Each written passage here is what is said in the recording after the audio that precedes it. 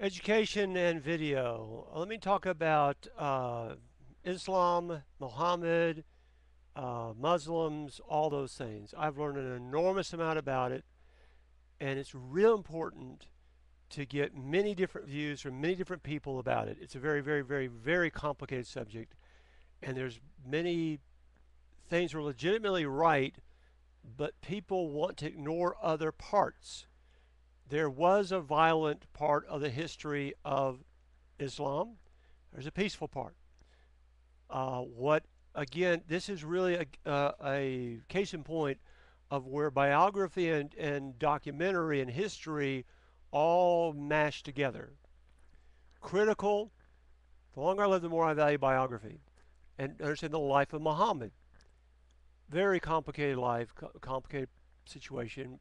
All people that had remarkable impacts in the world had complicated lives.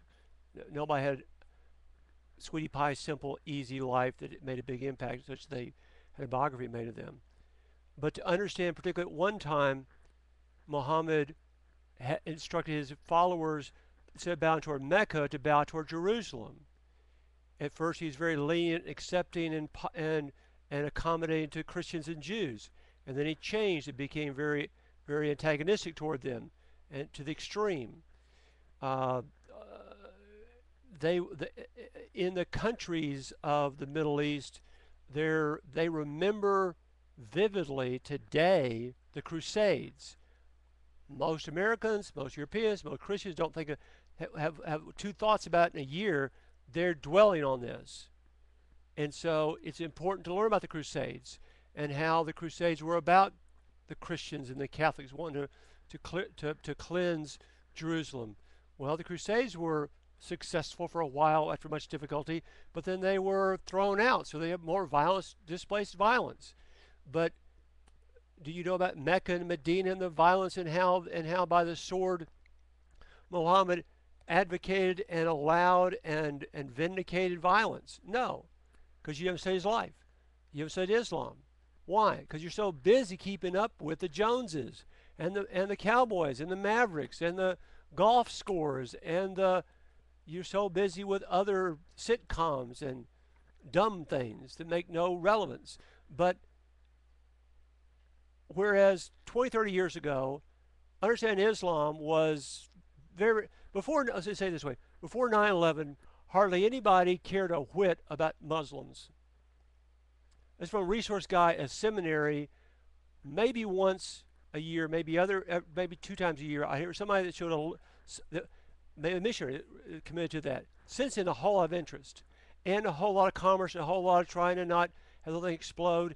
And with those in Egypt and the conflicts now, and they're being modernized, and oh, you need to study Islam and study it, and don't. And on one of my sites, Valuable Resources Hub, look up on the search engine, Valuable Resources Hub, World Religions. I let the Muslims speak for themselves, I like the Buddhists speak for themselves, I like the Jews speak for themselves, I like the Catholics speak for themselves, and Christians are messed up about that. Many people in the malls and in the pews think that Roman Catholics are Christians. They think that Mormons are Christians. They don't know the history of Mormonism or Jehovah's Witness. We're so ignorant of history that it is just pathetic.